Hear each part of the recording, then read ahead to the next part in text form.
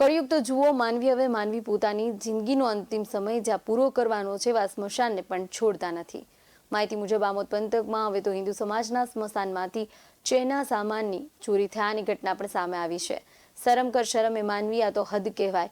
સ્મશાનને પણ નથી છોડ્યું. જે સ્મશાનમાં દરેક વ્યક્તિએ જવાનું હોય ત્યાંથી કોઈ બદમાશો દ્વારા મુર્દા અને અંતિમ ક્રિયા કરવાની ચહેના સાઈડના લોખંડની ગ્રીલ કાઢી ચોરી કરી માનવને માનવતા ભૂલી ગયું છે.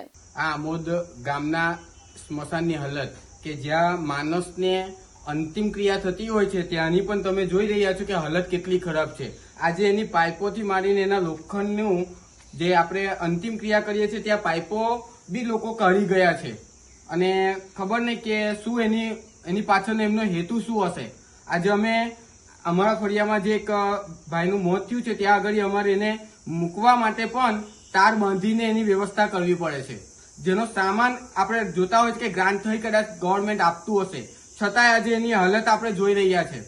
તો શું આ પબ્લિક જાગતી નથી? પબ્લિક શું કરતી હશે?